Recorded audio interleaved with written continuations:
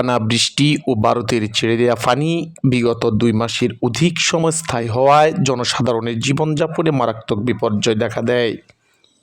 এতে লক্ষ্মীপুর জেলার কমলনগর উপজেলার কৃতি সন্তান সুপ্রিম কোর্টের বিশিষ্ট আইনজীবী আব্দুস সাত্তার পালোয়ান জলাবদ্ধতার এমন করুণ চিত্র দেখে স্বপ্রণোদিত হয়ে হাইকোর্টে রিট করেন। হাইকোর্ট বিষয়টি গুরুত্বের সাথে আমলে নিয়ে লক্ষ্মীপুর নোয়াখালী জেলা প্রশাসককে 48 ঘন্টার মধ্যে পানি প্রবাহের বুলুয়া খাল, রহমতখালী, ওয়াবদা, মেঘনার খাল, শাবদিমাজির খাল সহ ছোট বড় সকল খাল, জলাশয় অবৈধ দখলমুক্ত এবং বাঁধগড়া, ঘনজাল, বেয়াল জাল অপসারণের জন্য দ্রুত কার্যকর ব্যবস্থা নিতে নির্দেশ দেন।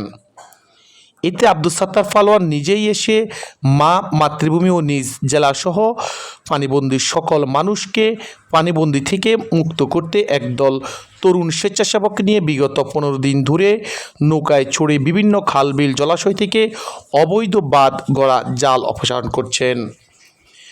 জেলা উপজেলা সহ দেশ বিদেশে প্রশংসায় বাড়ছেন আব্দুস সাত্তার পালোয়ান।